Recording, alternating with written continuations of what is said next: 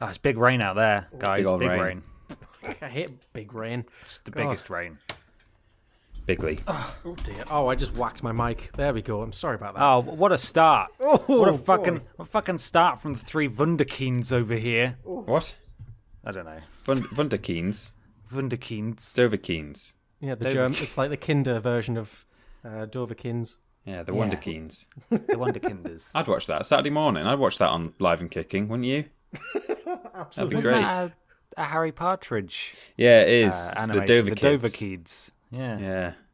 That's yeah, it's fun, good. isn't it? And like Sparky the baby dragon or something. Like Oh. it's a bunch of kids and then there's also a baby dragon that they go around. I can't remember what it's called.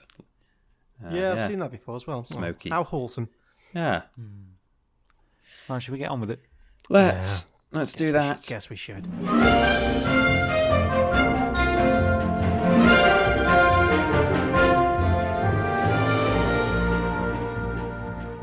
Hello, everybody, and welcome to Podiots, the official Vidiots podcast. It's a conversational podcast where we take some questions from you at home and obey the law of the three us, where everybody brings a thing along to talk about.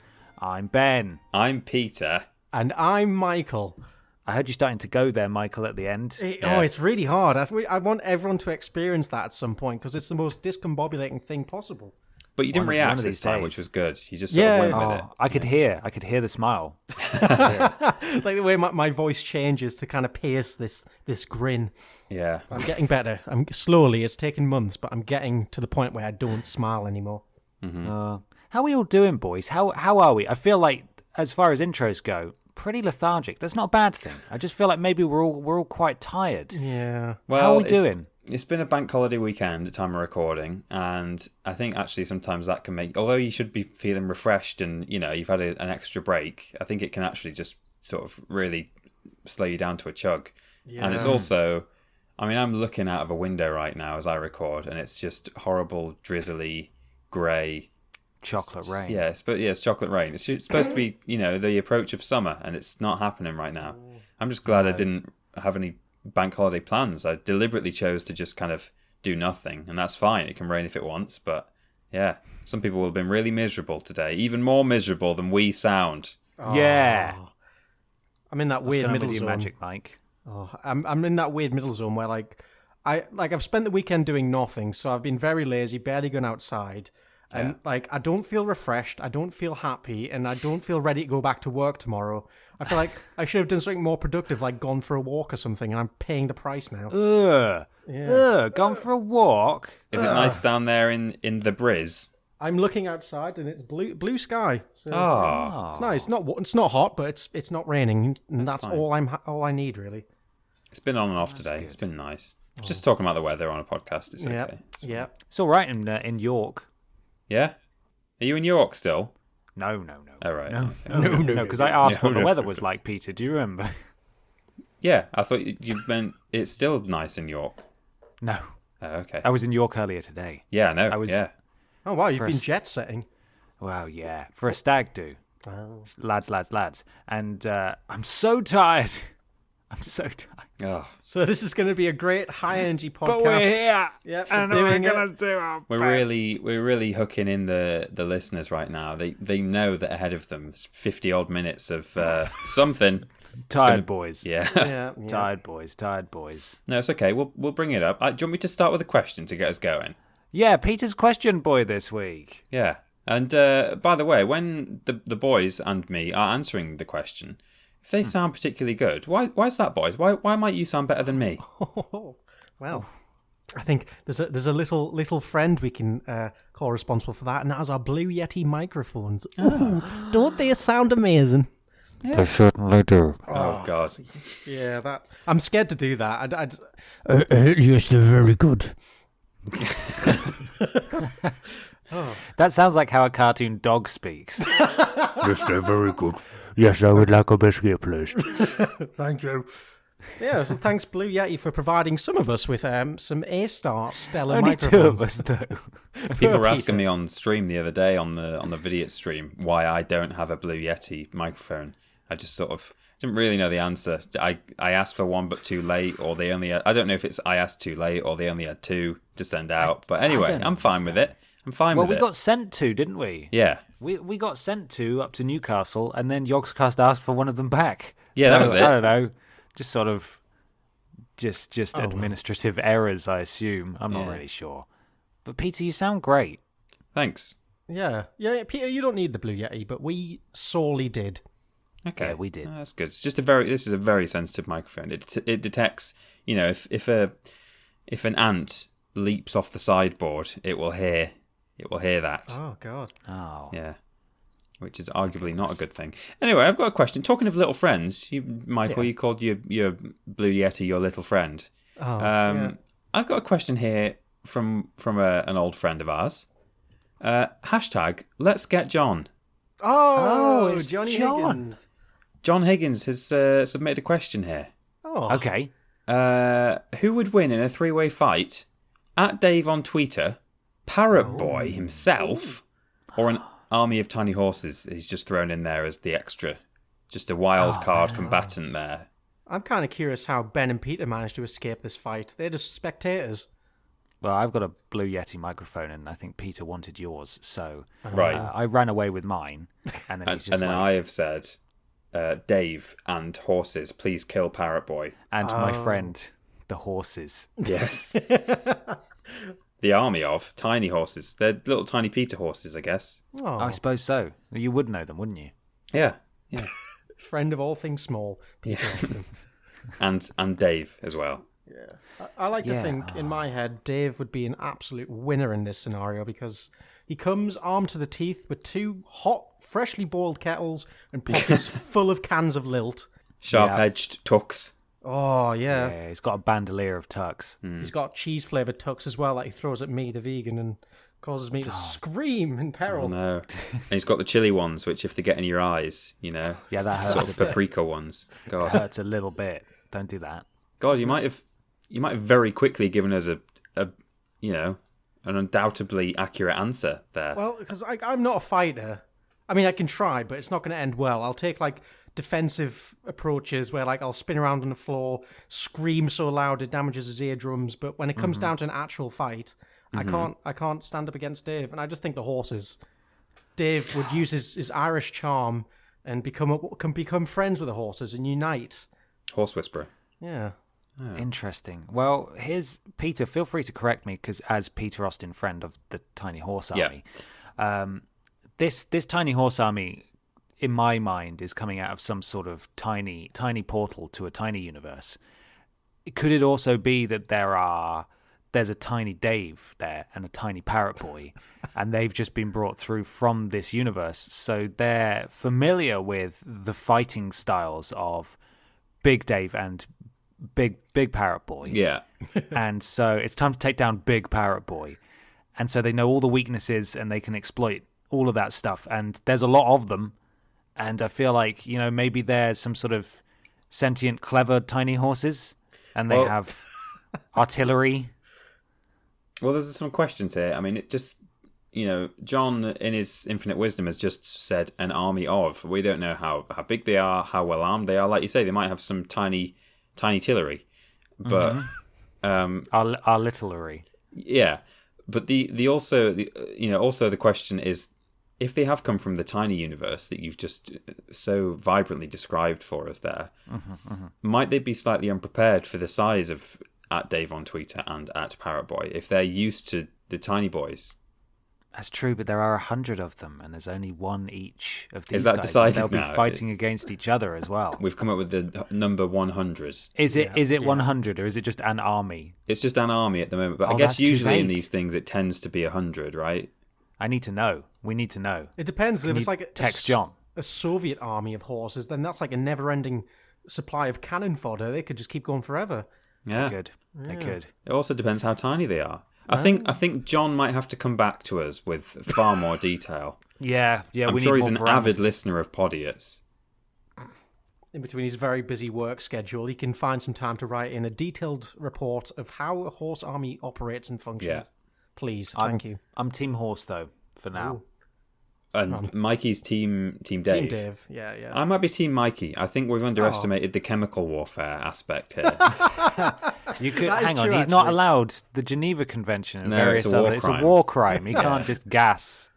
Well, I don't give a fuck. I will unleash chemical warfare. What are they going to do? They can't yeah. come near me. Does Mikey seem like the kind of guy who subscribes to the Geneva Convention? I don't that's think true. so. Absolutely not. So I think we've answered it there. It might be illegal, but he would win. Thank you. Okay. And he better just hope he then stays on the global top spot for the rest of his life. Otherwise, they're going to throw you straight into some kind of horrible war crimes jail. And while I'm at that top spot, I can just spend all of the country's resources in researching and developing new, more chemically warfare techniques. So I'm just unstoppable, really.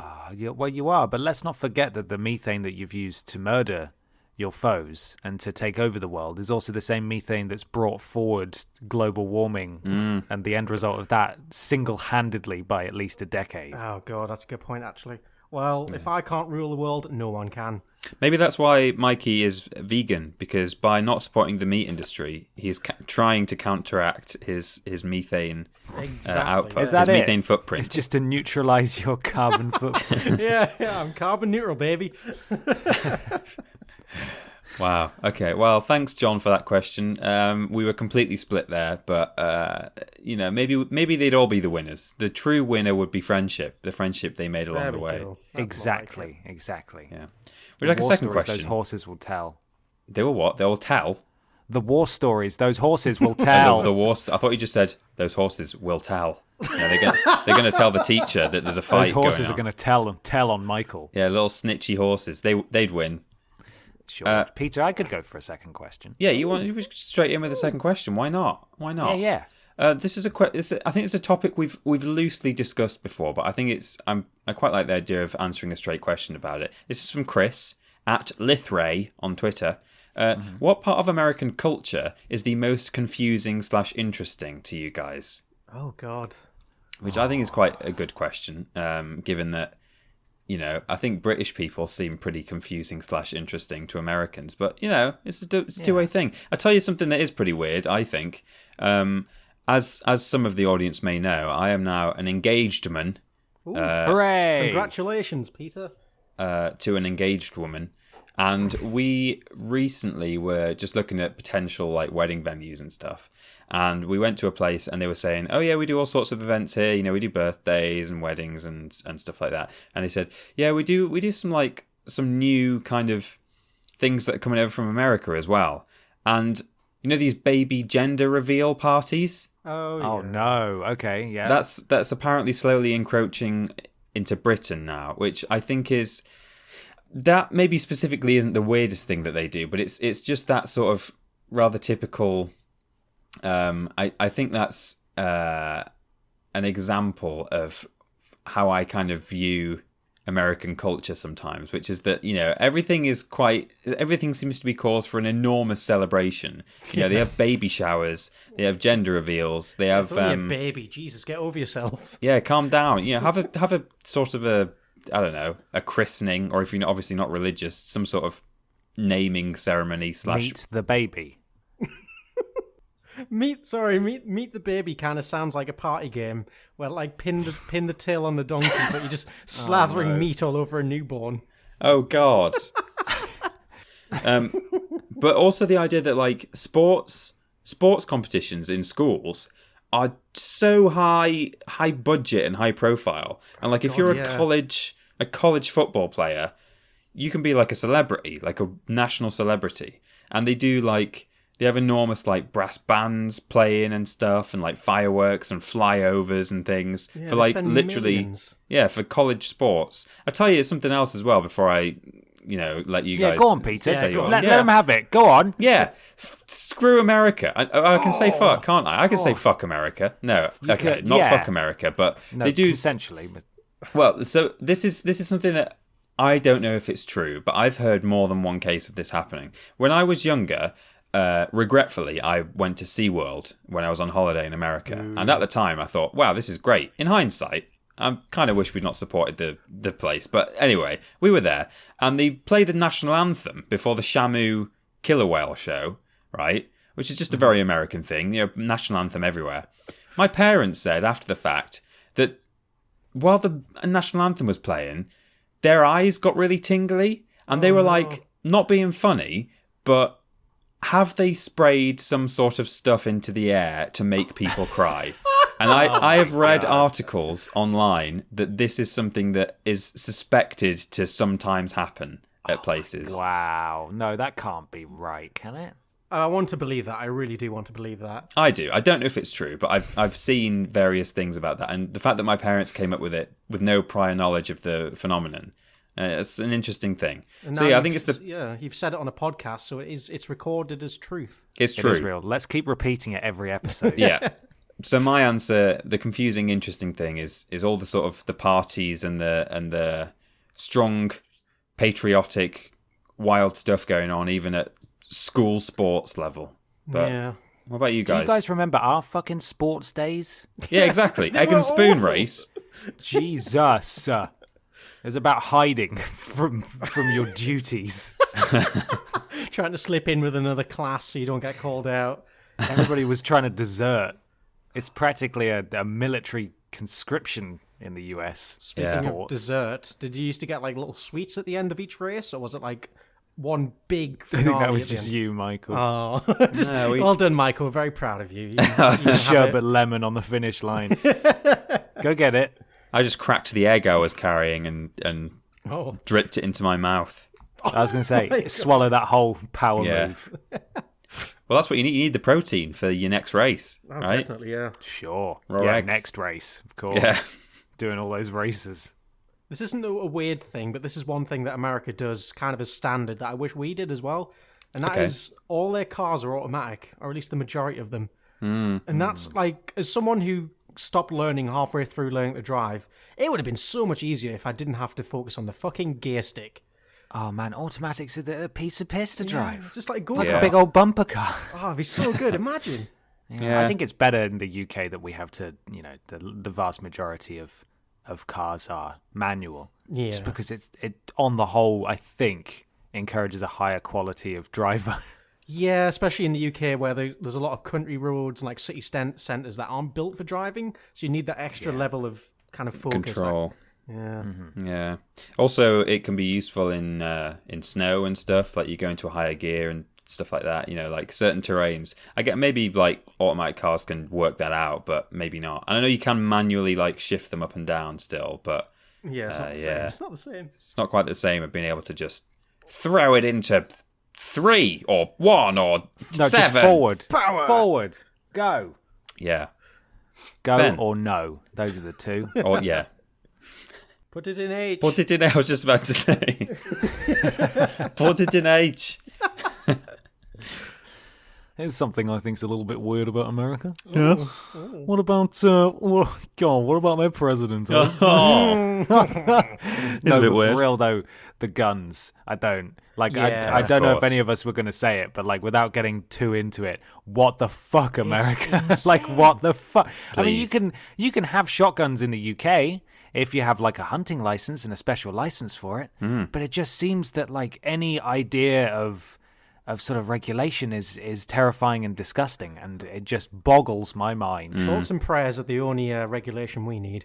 Yeah. Oh, exactly. Yeah. Freedom units. Yeah, I was thinking guns, but I think it's just kind of obvious, isn't it? It's just like, what the fuck are you doing? It is the thing. And how they drive on the right. What are they like? Matt, Drive on the left with the rest of the world. Come on. How strange. Good. Now we've alienated all the Americans. Let's continue. Well, who's got a thing? Hopefully you I've got both a got thing. one. Yeah. Yeah, we've all Okay. got I've got a Ben, thing. Do you mind if shoot. I hop in? Yeah. Let me just go ahead and find it for you. I've got it. It's Okay.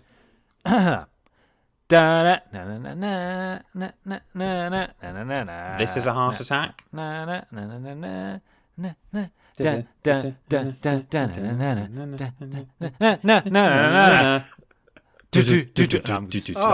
Art Attack. Feel free to keep going quietly in the background, though. Art Attack is a British children's television series revolving around art, currently hosted by Lloyd Warby on Disney Junior and originally airing on CITV, hosted by friend of Vidiots, Neil Buchanan, Neil from Buchanan. 1990 to 2007. So what was that, sorry? Did you say 2007? I did. I got completely thrown by what I thought I heard as I was speaking. What did you say? I said Neil Buchanan. Okay, right. 2007 is really thrown me. 2007. Right. That's how the cool kids are saying it these Yeah. days. What's going down this, Sebi? It's not my fault you guys aren't following the popular culture. The original series aired on CITV between the 15th of June 1990 and the 26th of May 2007 and was presented by one of its creators, Neil Buchanan. What was it, Peter? Buchanan. Buchanan. Neil Buchanan throughout. Buchanan also wrote and produced the series and came up with a majority of the creative ideas. Oh, that's good. I didn't know that. Silly feet. A new series launched on Disney Junior, UK and Ireland, on the 6th of June 2011 and was presented by Yasser Aluwalia, I think. Okay. Buchanan. Each show involved Aluwalia, I hope I'm getting that right, voicing over footage of an artist producing 3 works of art, taking the viewer through various stages of production step by step. What? He was later replaced by Lloyd Warby at the start of the British second revived series. But I don't know about all of that shit, you guys. I don't know about that shit. Andrew Lloyd Warby. Yes, I want to talk about the Disney Channel Art Attack, in particular, the Spanish Art Attack. Ooh. Okay. Because, as some of you may have known, I went on holiday last week to Magica, which is a Spanish island, and I was there for 3 days. Yeah, yeah. Well, go on. What's up? It sounds a bit like a card game. Magica. Magica the Gathering. Yeah. Majorca. I was there for 3 days, and the food did not agree with me at all, guys. Oh yeah. Oh, no.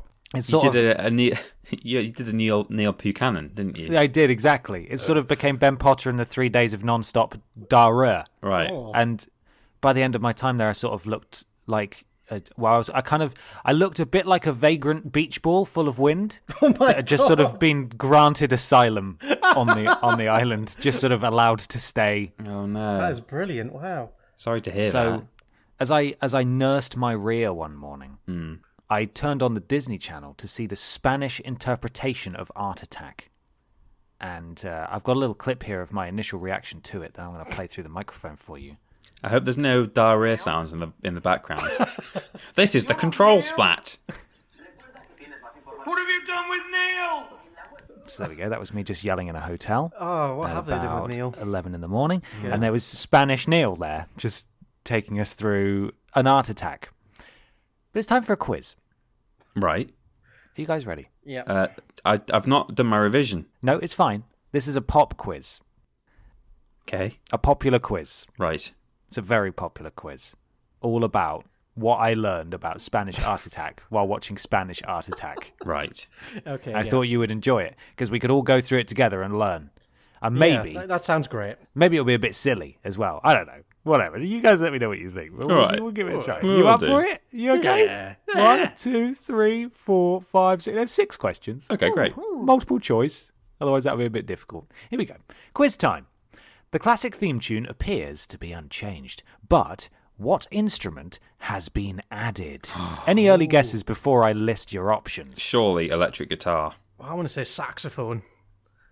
Is it A, the maracas, B, the bongos, or is it C, it's just been covered by Neil's bad band? Oh, if only. It's got to be maracas, surely. I'm going to say bongos then. Oh. It's B for bongos. Oh. Peter's 1-0 up. Bongos. Bongos. Bongos. The host of Spanish Art Attack is called A, Guillermo Martinez, B, Antonio Banderas, or C, Keith Chegwin. Gonna take a wild punt to A, I think. Yeah, that's the most responsible answer out there. You guys got it right. Hey! Oh, great. It's Guillermo Martinez. 2-1. The host's iconic red uniform returns, but the jumper is not quite as you remember. How dare they? How's it different? A, it still has Neil in it, and he and Guillermo are sort of fused together like in the movie The Fly. B, it's just a long-sleeve shirt because Spain is too hot for jumpers. C, it's a tank top because Spain is really hot. Oh. I think tank top's a bit too sexy for the children. Yeah, me too. I'm hoping, for their sake, not ours, that it's Too sexy for the children. I think A sounds too sexy for the children as well. It's me too. The flies. Still got a bit of Neil in it. Yeah, it's got to be B. Yeah. We're going for B? Yep. It is B. Hey, Yes. thank God. Question 4. Big art attacks were a large part of the original series, wherein Neil would lay out various items on the floor to reveal a large work of art when viewed from an aerial camera. These are still in, but how are they done now? I've got A. an idea before you throw out any answers. Okay, go on. Is there a drone involved? Oh, I can't. I don't know. Oh, That's my answer. It's not about direction of Okay. of the photography. Right. A. Guillermo gets right in there and makes a nice big face out of salt packets and dirty linen. B. A mute man who's never referenced or seen elsewhere in the show takes it upon himself to get on with it. Or C. It just cuts to footage of Neil's 90s efforts. Oh, imagine. I don't think so. No, I think the Spanish remake won't have the same budget as the original, so they don't have the money for these like big pots of salt. So they've had to reuse Salt's footage. so expensive. Yeah, salt's expensive. It's a rare commodity. Yeah. I'm hoping C. It just cuts to the old. I'd old love footage. that, but I'm going to say B, whatever that was. Oh, yeah, the extra man. The extra man. It is B. It's just an extra man. So we've got Guillermo in the studio, and then every so often it'll just cut to a man who doesn't say any words, presumably because they just use them in all of the European language adaptations of Art Attack. We called him Noel because he wasn't quite. He looked a bit like Neil, but not quite like Neil. Noel And Buchanan. he used to just sort of he used to just like completely. He kind of mimed and like massively overacted as he was gathering his bric-a-brac to build his big art attacks. And I watched a couple of episodes, and he was in both of them and never referenced at all. And he never spoke. Here's the man. He enters. No one says anything. I've got a question for you, Ben. Yes. It might be one that you're about to ask, but is there a Spanish version of The Head? Question 5. Perhaps one of the harder parts to translate was the wisecracking The Head, a sentient bust that would critique and otherwise irritate poor Neil as he went on his art journey. His head made it in. Has head made it into the Spanish version of Art Attack? A. Of course he has. B. Of course he hasn't. It's a fucking abstract concept at best, and the show is better without him. Or C. He has, but he's not quite the same. Oh. I feel like the guys watched the UK version of the show and kind of got the rough essence of the head, but mistranslated it completely. So I'm going to go C. Hello. Yeah, Can't get like someone from Rotherham or something to do the voice. I'm thinking C as well. I think he's there, Hola. but he's something else. It is C. Oh no! Oh. Final question. What? Oh, wait, has hang head- on. You have to tell us how he's different. Come on. Final question. Oh, I see. What has head been replaced with on Spanish Art Attack? A. A wisecracking pineapple. B. A wisecracking palm tree. C. It's just Neil again. He does it for the love of the sport. Oh, God. So it's got to be either a pineapple or a palm tree, surely. But which could it be? I think it's easy to put a pair of sunglasses on a pineapple. But I guess a palm tree as well. They could work as well. You create a mechanism to make it flap its mouth. Oh, I'm going to go pineapple. Pineapple seems cheaper. I was going to say, I think it would be harder to articulate a mouth in a... How do you put a face on it? Well, I guess it could be quite a broad... I'll say the palm tree, so we're different. Oh, Peter takes it. It's What? B. It's a wisecracking palm tree. No So way, I didn't even think head- it would be. Head used to be on a plinth, just in the corner of a room. Yeah. The palm tree, they have to just completely cut away to it because it's on its own set. And it's this massive, well, compared to what it's on, it's this huge palm tree on a little island with water all around it. And it's just got a mouth in the middle and the whole thing just sort of goes, rah, rah, rah, rah, rah. Oh. And that's the equivalent of head on Spanish Art Attack. Oh, hello. Jesus. Hola. Hola. Me gusta el gato. Well, I don't know much Spanish, but I did learn a lot of Spanish from that. by which I mean one phrase, because they say it a lot. And I think Neil used to say it a lot as well. You know how they always go, and now we do this, and now we do this. Right. So I learned ahora, which means and now in Spanish. Oh. Because there we even go. Guillermo had to say that all the time. Well, Neil used to, when he was finished, he would look down the lens and go, try it yourself. I didn't pay attention enough to see Ah. if that was that. But I would love to know if you're from another country that has Art Attack and what it's like, because it was really difficult to research, actually. It was hard to find out about because the Wikipedia page doesn't really mention many adaptations. It doesn't mention the Spanish one. Oh, God. So it could be a pirate. Yeah, could be an a pirate official Art Attack. reimagining. Yeah. Wow. Was it just called Art Attack in English, or had they Yep. translated it? Oh, wow. Yeah, called Art Attack. Same jumper, logo on it. Mm. Not a jumper though. Shirt, sexy tank top. Yeah, but there we go. That was my thing. Oh, wonderful. I'm curious to learn more about the wide world of Art Attack adaptations and remasterings.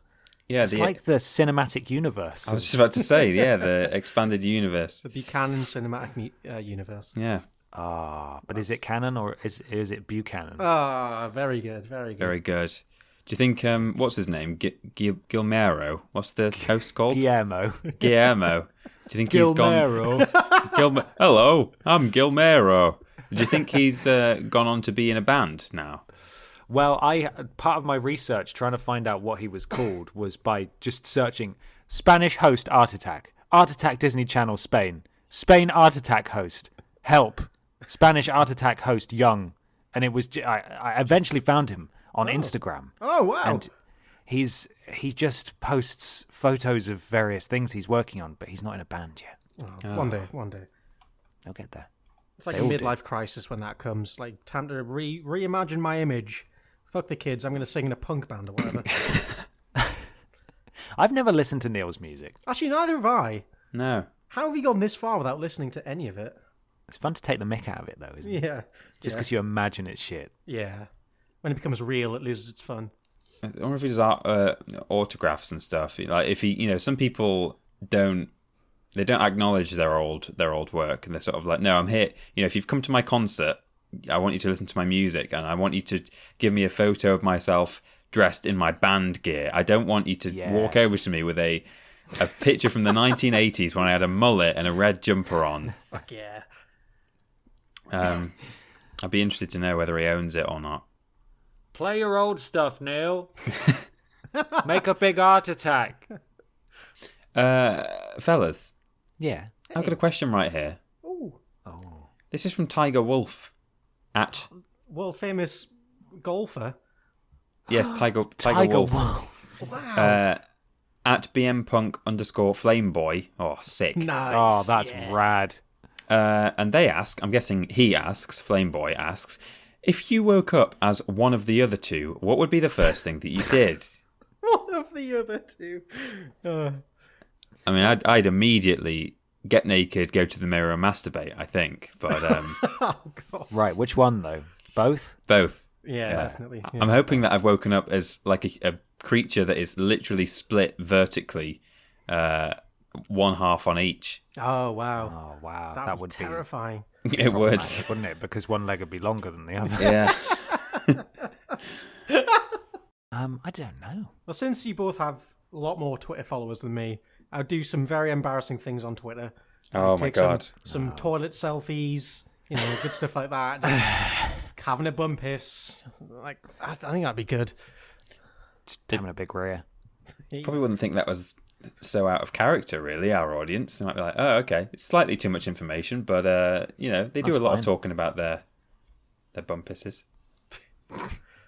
I don't know what I'd do. I mean, if I was you, Peter, it would be interesting to see what the world looks like from down there.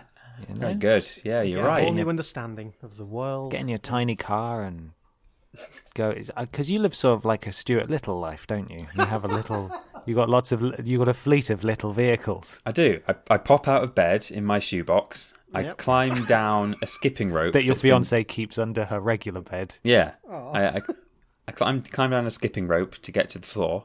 And then I hop into my little plane and fly up to the kitchen counter to put some toast on. Oh, do you have toast? I imagine you had the little. I opened the crumb tray. The little cereals, the crumb tray. What's the crunchy salad bread called? Croutons. Croutons? Yeah, you have Croutons, croutons yeah. instead of bread. Salad. Crunch salad bread. I have a single slice of crouton and a drop of butter on it. Delicious. Yeah. God, you gotta Yeah, be I careful guess with that I'd butter, see man. what it's like living a big boy's life. That's what I'd do. Wow, that would be amazing. Well, I'm glad I went malicious there. You two are very wholesome, and I'm just the arsehole.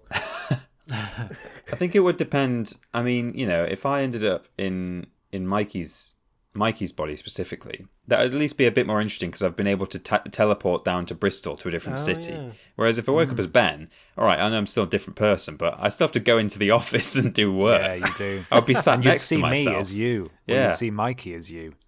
Yeah. Whereas, if I was down in Bristol, it's like, free trip. I'm hoping that I'll maybe change back to my normal self at some point. But Well, tomorrow rent is due, so have fun with that, Peter. oh, okay. Oh, well, sure, it'll be fine. We'll be all right. We'll have a whale of a time. Absolutely. Who would you, to expand onto this question, is there anyone that you know in real life, personally, that you wouldn't mind spending a day as? Oh, good Think question. they've got an interesting life or something? See, I'm hesitant. Like, I don't want to tempt fate. I'm Right. not a superstitious man, but I am kind of worried that if I talk openly about wanting to be somebody else, it might just happen, and then I would forget that I was ever me. Oh, my God. There's some risks here. This is dangerous. Well, as long as There you you say are. someone who you think would have a happier... someone who's happier than you are, then Oh, well, that's you've nothing not to easy. lose. Not difficult, is it? Oh, dear. About David Beckham. Oh. Well, I'd said someone that you know personally. Like, You don't know that I don't know David? Yeah, all right, true. Come on. Your old pal Dave.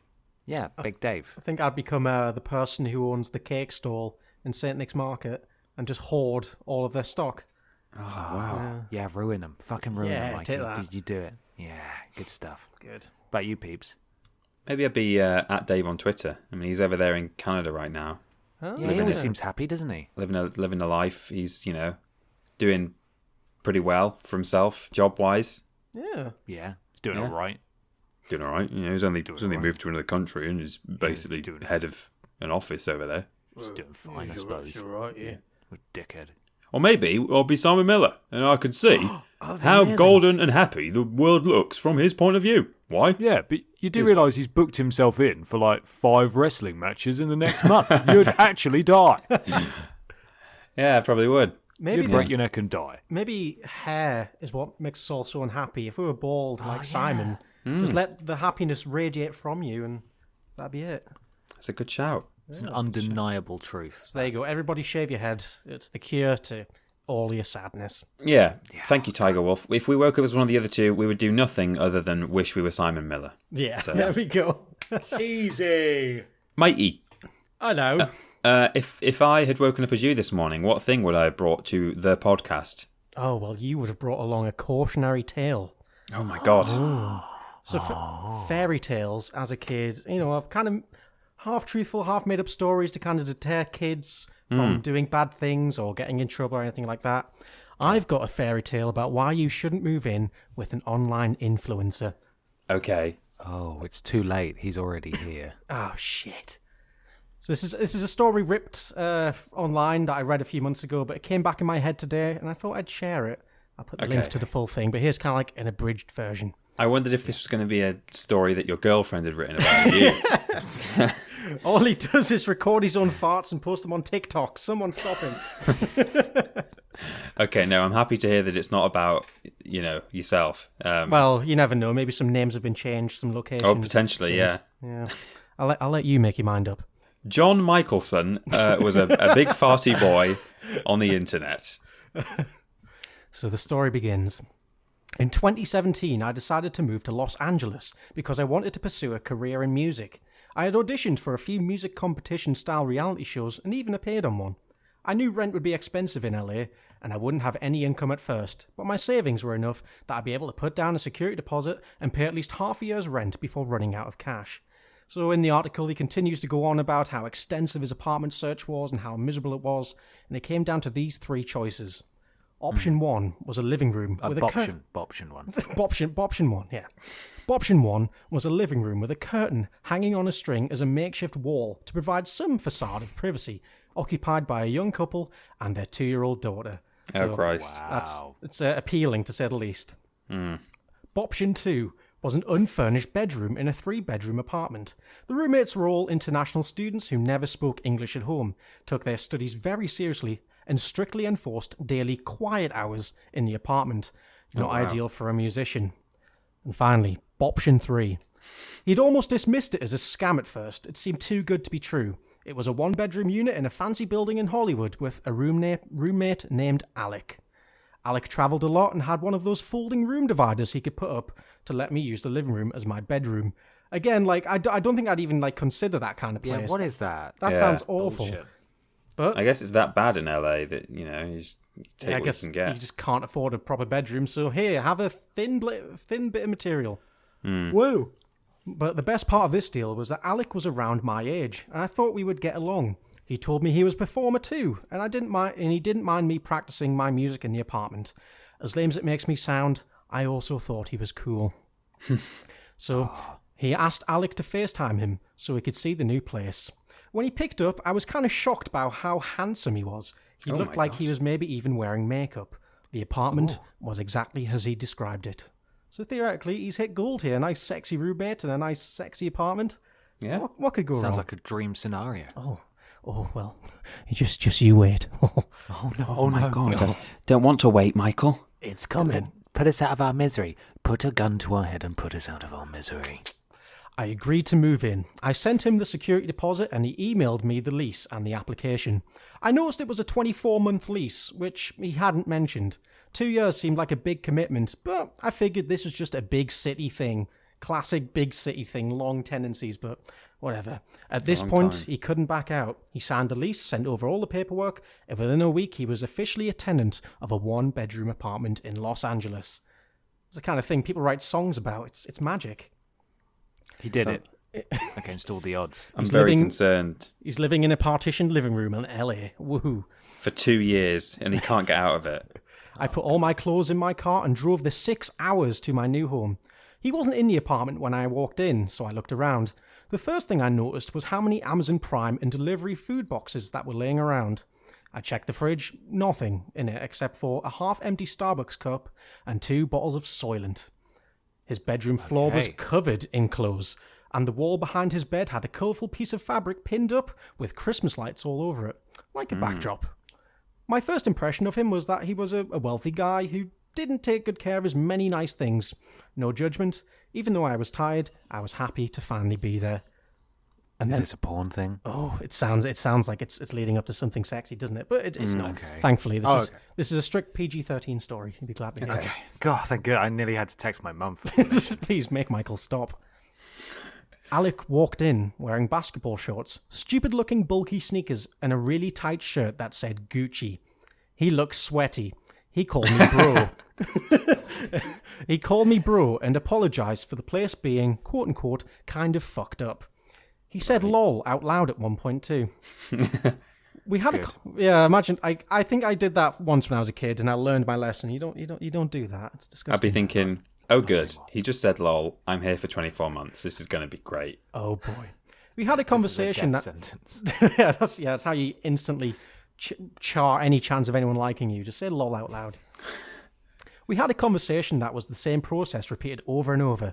He'd ask me a question like, how was your drive? And then stare at his iPhone while I answered, seemingly absorbing nothing I said in response. So he's a bit of a prick. This first interaction gave me an idea of what kind of person Alec was, but I hadn't figured out the worst yet. He had told me he was a performer. It turned out that he was a muser. Need that translated? I did too. It's a person who has a lot of followers on an app called musical.ly, which has since been renamed TikTok. Okay. Oh no, living with a TikToker. Is that the collective noun for people who use TikTok? TikTokers? Tankums. There we go, Tankums. He had a lot of followers, more than 900,000 when I first moved in, and that was his job. He wasn't a musician or an actor. He lip-synced to pre-recorded audio while looking attractive for his seconds-long videos, to the joy of his adoring fans, while proudly, without any shame, referring to himself as an influencer. Wow. Oh, but it starts getting more and more interesting. Oh my god. A lot of followers. Nearly a million. Yeah, fucking hell, for just... Nearly as many as us. Yeah. Oh, it was Not quite, so though. close. Maybe we had it wrong. We should have been lip-syncing to audio the whole time. Should have just been saying lol out loud and calling people bro. Bro, I'm sweaty. Sorry, bro. Shitting on the floor. Sorry, I'm sweaty, bro. How was your drive? I don't give a shit. Fuck off. Brands sent him free shit and paid him to mention them or feature their products in his social media posts. Kind of average for an influencer. But it was a totally foreign concept to this person. At first, it seemed like he could potentially help me with my music career. Maybe I could learn some internet marketing tricks from him. Over time, it became clear that this was the opposite. My roommate's TikTok fame made my life hell. Oh, God. Incident number 1. Glitter all over the bathroom. Oh, God. Why was there glitter all over the bathroom one morning? Like, on the walls? Apparently, there was a trend on TikTok where people were rubbing gold shit on their face, and that video got him over 300,000 likes. Same story with black permanent marker. A lot of TikTok videos involved writing things on your hands for some reason, and Alec would use Sharpie markers for these. He would then touch what seemed like every surface in the apartment, leaving black ink everywhere. There was a new quote-unquote challenge every week on TikTok, and they usually required some random props. Incident number 2. Shirtless bathroom time. It's getting sexy, oh no. One day, he was in the bathroom with the door locked for 2 hours. I knew it was related to quote-unquote content creation because I heard the soft sound of 15 seconds of the same horrible song being played in slow motion over and over coming from under the door. For 2 hours? Yeah, for 2 hours he worked on this masterpiece. But what was the result? It was a plotless video of him shirtless, doing nothing but staring at the camera from different angles, fixing his hair, and making hot faces. His followers loved it. Why? Wow. What a life. I'm just taking a quick drink. Oh, it's thirsty work, this. Incident number 3. Can't afford cocaine, can't afford rent. Oh, God. God. The most exciting chapter yet. When it came time to pay rent each month, it became obvious why Alec needed me to rent his living room. I had no idea how much money he made or what he spent it on, besides alcohol, cocaine, plastic surgery, facials, Postmates for every meal, and juices. But he could never give me the rent when I asked for it. I constantly had to pay the full rent up front and wait for what he owed me to be paid back. The final straw. 6 months into living with Alec, with 18 months left on my lease, the incident occurred. Oh, God. As I mentioned before, Alec didn't shop for groceries. All of his meals came from Postmates, which is kind of like a just delivery service in America. Right. Okay. In fact, I'd had to buy a lot of kitchen stuff because when I moved in, he only had 2 cereal bowls and a drawer full of plastic utensils left over from deliveries. I had been gone from the apartment all day, at a job interview, and then walking around filling out applications at more places. I was starting to run out of money in my savings account and still hadn't figured out how to monetize my music. So I wanted to get a part-time job somewhere, in a store, in a cafe, or anything. Also, earlier that week, some girl Alec had met on Instagram had gotten wasted and fallen over into my room divider, totally destroying it. So I had looked around a store for where I could buy a new one. God, I'm trying, like, imagine, actually put yourself in his shoes where your only bit of privacy is this flimsy wall divider. Yeah. Now it's gone. Screw that. When I came home at around 5 p.m, our front door wasn't closed all the way. I got freaked out. Did we get robbed? I slowly opened it. Alec was sleeping, face down, on my futon bed couch. Next to him, on the floor, was a pile of vegetables that I had bought at the grocery store. There was a cucumber with a huge bite taken out of it. That made me mad. Oh, God. I paid for those. He still owed me more than $500 of last month's rent, and now he was eating my groceries.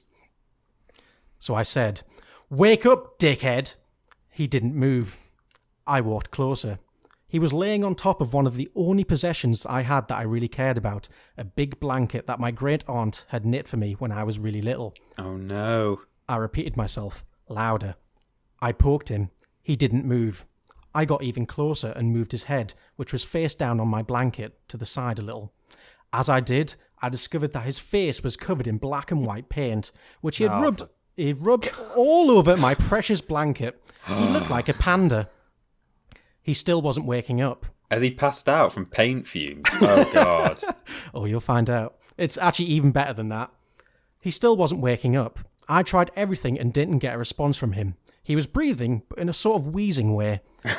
He had a bunch of red bumps on his arms and neck. I didn't know what was going on and felt freaked the fuck out. So to be safe, and to get him out of my futon couch bed, I called an ambulance. I hope he dies. The dramatic too. ending you won't believe. They took him away, still unconscious.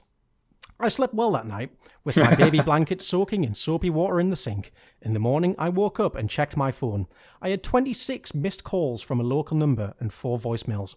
It was Alec, from the hospital, asking me to bring him his iPhone. Each voicemail message was more aggressive than the last. He'd gone from, "Hey, roommate," to "Listen up, bitch," in less than an hour. Wow. He was clearly having trouble living without his cell phone. I didn't respond. I called my dad and went down to the management office of the apartment building. I asked what I could do to end the lease early. The fee was astronomically high, like thousands of dollars. I decided anything was better than continuing to live with this shallow, shitty sad sack and wrote a check on the spot. Oh, I put everything I remotely cared about in my car. At the last minute, I remembered the money Alec owed me. I went to his room and grabbed 2 expensive-looking hoodies from the floor and Nice. drove myself back to Arizona. I later found out that Alec had been trying to film a TikTok video for a challenge in which users were imitating a panda. Because Alec ate mostly delivered sushi and burritos, he'd apparently never discovered his allergy to cucumbers. He'd had an allergic reaction and was in mid-anaphylaxis when I found him. Holy So I shit. kind of saved his life. The end.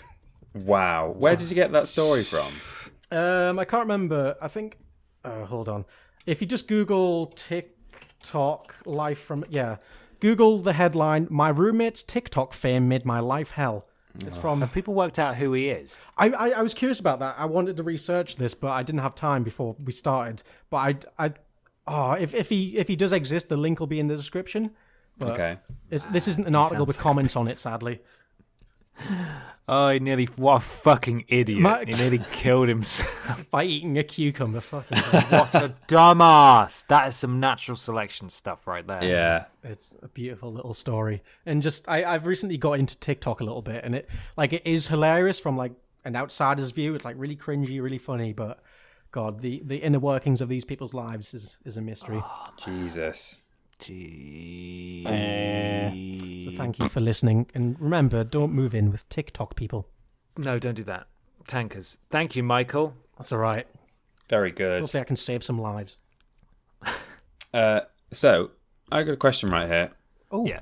This is from Darren Parton, Dolly's brother, I'm guessing. Yeah, of course. At Duller88. And Darren asks, what film or TV show have you never seen that literally everyone else seems to have? I personally have never watched an episode of Friends, and this is weird to people. We haven't done this, have we? no, I don't think so. No. No, I didn't think we had, but we've talked about the shows that we do like. I think is what I'm thinking of. But Yeah. yeah, I've never really watched Friends. I might have caught like half an episode every so often, but I've never sat down and watched Friends. yeah, me before. too. Yeah, Friends, I don't think is one of those shows you sit down with intent to watch. It's just kind of on and exists next to you. Yeah, Yeah, I've never done that. It's kind of a boring, played out opinion now, but Game of Thrones never bothered with it. I tried. I got like an hour, about an hour into it, and I was like, this is so fucking boring. Jesus Christ. Oh man, It's not for me, sadly. the worst episode. yeah. I mean, you have to power through episode 1. Yeah. Oh. Yeah, it's hard enough to keep track of everybody's names anyway, but then that one, it's just, here's 50 people who are important. Yeah, I don't have the attention span. You got to hook me straight away. Oh, mate. Keep things simple. I kind of similarly, Michael. I've never watched a show that I think you're a fan of. I've never even tried to watch Breaking Bad. Oh, give it a try. I highly recommend giving it a try. It's very fun TV. Okay. I'm aware of the premise, but yeah, I don't know. I just never really sounds pretty. I don't know. Sounds quite. I'm not sure what the word would be. Not gritty, but just it's a fairly serious subject matter. You know.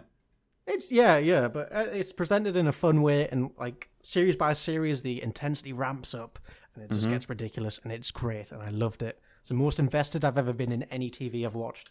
Really? Yeah, I cried at the last episode. Damn it! Oh, Mikey. Oh, man. Haven't seen Lost. I know now it's not worth it for the payoff, but obviously there's a few seasons there. Everybody was talking about Lost at one point, and I just can't be asked. It's too much of it. I remember, like, in year 6, my teacher used to always come in every week after the Lost episode and talk to us about it for an hour. It was great. We never got anything Oh, done. wow. Early podcast. Yeah. I watched a little bit of Lost, like right at the start. And same with was it just called Heroes? That show where, Oh, yeah, I liked Heroes. That went off the rails as well. Yeah. I don't think I made it through series 1. I think it started out really interesting, and then I was like, oh wait, this is going slightly pretentious already. I think they've got you could tell that they had big plans in their heads. So like this is going to be a real complex. First 2 seasons were great, but then it just took a shit. Yeah, I watched some of that. It was really fun. But I watched, I think, every episode of Lost except for the last 3, where I gave up and just didn't want to continue.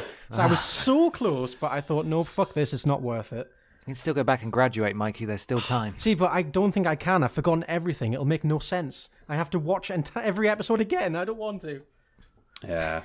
Is there any movie series that you've not watched? I know, Mikey, you've not watched. Have you watched any Star Wars? You've not watched Star Wars. I've watched the newer ones. I've never seen the original 3. Right. And Lord of the Rings again. I think it's just long fantasy. I can't get down with. Because there are a lot of like movies, like modern classics, if you like, that I've not watched. I've not watched. I've not watched like any of the Godfather movies. The first one's good, but yeah, you can forget about the others. I've not watched Forrest Gump all the way through. Oh, now that's a bit sad, actually. Yeah. I'm trying to think. I can't really think of any like big name movies right now from like the last 20 years, but there's a lot that I haven't watched. Yeah. What about you, Ben? Anything you feel like you should have watched? Tons. So many films I haven't watched. Yeah. Not so much recently. I've been pretty good in the past sort of 10 years or so at keeping up with stuff, but like I never really watched films growing up, so there's lots of things. I've only watched Pulp Fiction for the first time in the last like year and a half. Right. So there's loads of films that I just haven't seen. But yeah, no, I'm not too bad. Not too bad. Like I watched the first Hobbit film and then didn't watch the other 2. I haven't watched the new Harry Potter crap. Fantastic Beasts. So there's stuff out there. Yeah, Fantabulous Beasties. With everyone's favourite John Depp. Ugh. I've not watched the third Hobbit myself, but might do one day. I might do. Oh, well, we'll see, won't we? Yes. Okay, well, thank you very much for your answers there, everyone. Pencil style. Maybe that should be... Oh, well, I won't say it now, because that's the whole point of the secret question. I mean, I've kind of hinted far too much now. We're too committed. People have to stay and listen and find out if it is the secret question or not. It might not be. That'll keep them hooked, right to the end. I have got a thing. Go on. Get your thing out. It's kind of... I've cheated this week to an extent in that while I was gathering the questions, one of the fan questions brought something to my attention that I just kind of wanted to go into more detail on. Okay. So really, credit where credit's due. Corey Tucker, at It's Corey Tucker, asked, what do you guys think of the one-off nudist special of Jungle Run, Naked Jungle, that was hosted by Keith Chegwin? I'm sorry. What? I'm sorry. So I thought that was supposed to be just a funny question. So I've brought a 5th question, like a real question later, for later on. But I then Googled this, and it's a real thing. And I want to read it to you. Pray tell. So before we get into that, do you fellas, you're aware of Jungle Run, right? You know what that's about. Absolutely. Who used to host Jungle Run? Oh, God. Someone really familiar. A guy called, I think he was called Michael or something. I think there may have been a couple of different hosts, but hang on, let's see. Jungle Run. Sort of a Crystal Maze kind of thing, right? Yeah. Wow. Presented by, Dominic Wood used to present it. Holy shit. Right. For a time. That's why. I thought there was someone I knew. But that's interesting because he's BBC. Sorry, I googled it myself, and under the episodes tab, season 3, episode 1, the Coronation Street special. Oh, God. Right, so Jungle Run, for those of you who don't know, across the Atlantic or into Europe, was a children's TV show that was essentially, I think, maybe 3 or 4 kids would go on, and there would be this, what seems in my memory like an enormous series of like sets and stages that were like really well dressed. They were probably a lot smaller if you went back and watched it, but they were jungle themed. There were 2 like chimps or like gorillas in costumes, and they just sort of run from one physical challenge to the next in different areas. Some were like water based, and It did look good. It was like a really well designed show.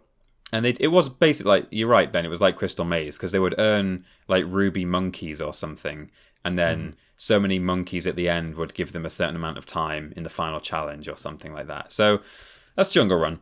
Naked Jungle is a real thing. I've got the Wikipedia page right here. Naked Jungle was a one-off television game show produced for the UK terrestrial TV channel Channel 5 by Yorkshire Television. Good old Yorkshire. Yes. Yeah, Yorkshire TV. the old 50p game TV. It aired on the 6th of June 2000. A game show with an assault course format based on and using the same set as the children's show Jungle Run. Oh, no. It was controversial because its contestants were nudists. Right. The program's Getting the nudist juices all over this lovely children's Oh set. no, and then the kids came in the following week after all these old naked people had been there. The program's presenter, Keith Chegwin, was also naked except for a hat. Oh, I'm sorry, what? that's not really naked then, is it? You need a hat. That's fine. Well, yeah, you can leave your hat on. It was part of a special season of programs on the channel to mark the 50th anniversary of British naturism. What? Yes. A video, I guess a VHS, of Naked Jungle was released by Universal Home Entertainment in late 2000. It was rated 15 by the BBFC. And this has is got the, naked boys running around in it. Wow. Yeah, absolutely. Did they have their Wilsons cropped off, or like was it blurred or something? Or no. full Wilson? No, I don't think it was. I'll tell you about the format of the show, but as far as I can tell, there was no censoring of Oh my God. of that. It's literal porn. Yeah, basically. So the program was made basically in the same format as Jungle Run. 10 competitors were 5 naturist couples who were separated into men and women with a single winner from each gender. The winner of the men and of the women then competed. That's a really weirdly worded sentence. The winner of the men and of the women then competed in a final inside the Temple of the Body. Oh, Right. To win a potential prize of £5,000. is it worth it? Is it worth getting naked on TV for that? Well, yeah, I don't know. I mean, these are actual naturists, so they probably don't mind. That's but true, actually, yeah. It says, while in Jungle Run, the competitors collected bananas and later monkey statues, in Naked Jungle, the objective was to obtain fig leaves, a biblical cover for genitalia. Surprisingly, well, it attracted 2 million viewers, apparently, which was a record. I mean, I tune into that. It was a record for Channel 5 at the time. And it was 20% of the entire TV audience share in its time slot. So... Wow. That's how you get the people, is naked Chegwin. I mean, it says, like, since its debut in 1997, Channel 5 has always aimed to attract 5% of the total audience share. So they did really well off Naked Jungle. Sure did. Or maybe just did well off Naked Cheggers. I don't know. Was Cheggers also naked? He was. He just had a hat on. Oh, is that... Sorry, I didn't hear that bit. Yeah. God. Dick bin Cheggers. I don't know if I want that. And we've got some audience feedback here. Channel 5 stated that it had received 50 phone calls relating to the programme. No. Evenly split between appreciation and criticism. Wow. Including a woman who said that the programme was responsible for curing her postnatal depression. Wow. Just laughing at that Chegwin wang. Yeah. The Independent Television Commission, ITC, declared that it had only received one complaint about the show. This was from a viewer complaining that he could do without Keith Chegwin prancing around. The naked Keith Chegwin was a bit too much for me. An ITC spokesman said there was no guideline against Keith Chegwin being on television. Didn't break any rules. The No, Cheggers unfortunately rule. not. And late night nudity in a non-sexual context and in a program that is well signposted may not be in breach of the program codes. So apparently that's fine if you just tell people. I guess they do it now, don't they? There's a couple of shows that are made these days where people just get actually naked on telly. Oh, There's yeah. Naked Attraction, isn't it? Yeah, it's really strange where they're just all naked and they look at each other's bits and decide What's that show where they go into the room, the couples, and they just have sex in a Sex cube?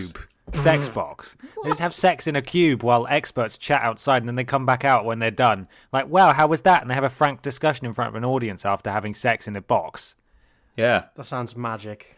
really weird. I don't. Speaking it is of weird. sex boxes, can I send over some screenshots? I'm sorry for everyone at home of naked Keith Chegwin. How Why not? much knob is there in there? There's thankfully no knob. But Oh my god! Jesus Christ! Oh, Oh no, Keith! I mean, he's covered up, isn't he? Like he's not.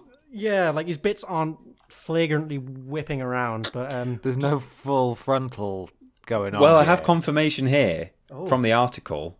The show did have full frontal nudity. Nudity. Oh, wow. I just said nudity. The show's full frontal nudity and display of genitalia caused a furore in the Daily Mail. Of course. of course. it- Yeah. Yeah, they were livid, which described the show as having plumbed new depths of indecency on television.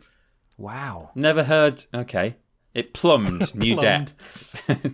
It's quite strange. Plums on the mind. Yeah. The naturist gloss assured us A, that no one will mention blowjobs, Okay. and that B, the women will have droopy breasts. Wow. Good. Good. It's just a strange remark. It's quite specific, really, that those two things were. Yeah, That's very odd. And Chegwin said that Naked Jungle was the worst career move he's made in his entire life. wow. Really? That And means if- Really though, Keith?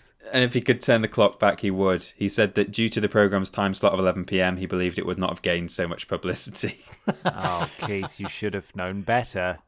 So that's Cheggers was actually naked on the telly with a bunch of other people in the children's Jungle Run set. Oh, God. What an age we live in. My God.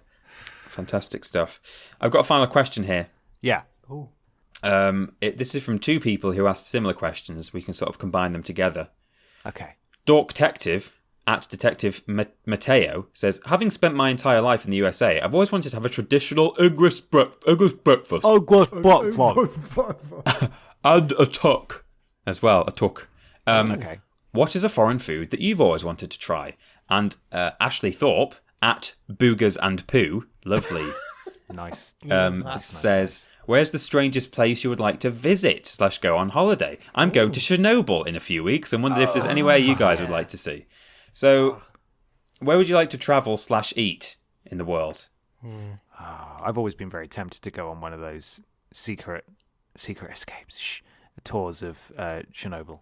Yeah, that sounds so Always fun. thought that looked really cool, and I wanted to go do that. I think North Korea would be fun. I wonder what Yeah, that's another one. Yeah. like North Korean delicacies there are for me to try. Yeah. It's all just corn shops filled with painted foods because they have no actual food. It's just cardboard with a picture of food on it. Tasty. I don't know if I'd want to eat at Chernobyl. Would you? No, I'm not saying. I mean, the mushrooms, I'm sure, are delicious. All the delicious floor foods. Yeah. No, I'm just saying in terms of a strange holiday place, I'd like to go there. Yeah. Yeah. That'd be so good, yeah. I don't know if I would like to go to Chernobyl, you know. I think, like, UrbX, as they call it, urban exploration is cool in general, but I don't think I'd go to Chernobyl. I think I'd rather go to, I don't know. Stoke-on-Trent? Yeah, exactly. There's lots of other abandoned places I'd prefer to go before I went to Chernobyl. Like, there's those... Like Stoke-on-Trent. there's those catacombs under Paris that look pretty cool. Yeah. Pretty they do look cool. but, you know, something like that. Loads of food down there as well. Oh, God, yeah. I don't Delicious know. dead people. You get the mole people in New York. Oh. It's like an urban legend. Did you know about that? No. It's basically just a pretty offensive term for just like homeless people who have allegedly built a sort of kind of a little settlement in underground tunnels and stuff, like in the subway. Yeah. And they're known as like the mole interesting. people. That'd be quite fun. I want to be a mole person. Yeah, I don't know if it's true, but It's got there's people that live under Las Vegas and stuff, so it must be pretty common. Wherever there's undergroundy bits, people make themselves home. People go down. People like the holes. They go in the holes. And if you go deep enough, you find a naked Keith Chegwin trying to complete the jungle run. Ich bin Cheggers. Hey. Hello. What would you like to eat, fellas? I'd like to just go on a pizza tour. Oh my god. Just try all the pizzas. Probably America. Yeah. Work my way around. Have all the good pizzas and the good burgers. I only tried frog's legs recently. I've had snails as well. They're pretty cool. Oh, I've not done either. Not escargots. I've never done any of those. Escargots, yeah. What was it like? Nice. I thought it was all right. Like snails particularly was like less of a horrible texture than I expected. Because that just sounds disgusting from like inside and out. So wow. Yeah. No, it does, but it tastes of garlic, like flavor-wise, because that's just what they do it in. It was fine. It didn't taste too slimy. It had some, it was like almost like meat. It was like almost like lean meat, but not quite. It was slightly squishy, but Oh, there we go. There's the Not too- the snail review from Peter not too Austin. snaily. Yeah, that's it. Peter's snail tail. Mikey, is there any special vegan food that you'd like to try from somewhere around the world? There's one kind of like vegan American beef burger kind of thing. It's called like the Beyond Meat Burger or something, which turns out legally you can't get in the UK because it contains too many GMOs or something. Oh no! So there's like a restriction against it, so it can't be like you can't get an identical thing over here. And I had it when I went to Florida a couple of years ago. It was really bloody good. I miss it. Well, maybe that'll be a benefit from Brexit that you'll receive. Yeah, let's go. That'll be the benefit. It makes it of all Brexit. worth it. The single one. Depends if it's banned by EU or just Britain. I don't. Oh, depends. true. Oh, I should have read into that before I voted. It would have swayed you. Yeah, Campaigning on a single policy. burgers. Oh, delicious. Is that all our questions, peeps? That's it. That's everything. Oh, there we go. We're done. Oh, We've all we done did a it. thing. Yeah, we got there. We went all the way. We went the whole way around. Oh boy. The whole way around. Well, guys, thank you so much for doing the fake radios today. Yeah, it's been fun. Yeah. And we'll be back. We'll be back again in a fortnight's time. Peter's just done a stream, Holy shit. haven't you, peeps? What did you do? I did. We rekindled Spyro Rekindled trilogy. We went back to that. Amazing. So next up on the streaming schedule will probably be Mikey, Yeah, boy. and you can. I have no plans for anything yet, but it'll be something fun. Yeah. So we'll post about that as and when that will be coming, maybe in the next couple of weeks or so. Who is to say? But if you want to support us financially, you can do store.yogscast.com. If you navigate yourself to the Vidiots section, you can buy yourself some nice Podiots merchandise and some Vidiots merch. And there's also a code, right? Yeah. Oh boy, there's a code. Use code Vidiots at checkout. That's Vidiots for 10% off everything on the Yogscast store. Everything. Anything you buy. And we get some money from that. It's amazing. We'd also like to thank the very kind people who have donated so generously during the streams. All of that comes directly to us, and it's split 3 ways. Well, it's split 4 ways. Three of them go to us, so we can have a nice treat, and then the other quarter is put back into supporting the show and making sure that if we need to, fix the wheel on our podcast car, that we can do that. We've got the money available to fix our pod car to make it go good. Yeah. YouTube, Twitter, Facebook.com/Vidiots Official. Official. Some small videos have been going up on YouTube, just little tidbits that we've got from the vault, little behind the scenes stuff. We've been slowly uploading. Snippets. Very nice.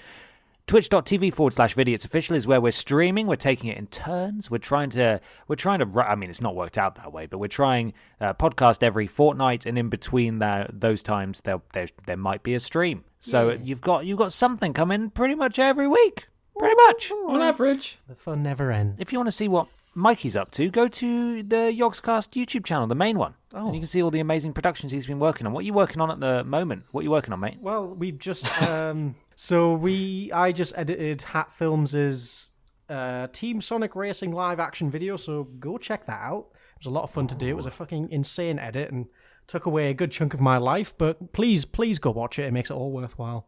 Right now, I don't know what the future holds. Ooh. Every day is a new adventure. Wow. If you want to find where Peter and I are on a daily basis, youtube.com/Team Triple Jump. It's a video game channel where we do lists and other silly videos. So do come along and check us out if you We do a want dab to. site more than that, Bed Potter. We do worst games ever, and we do streams.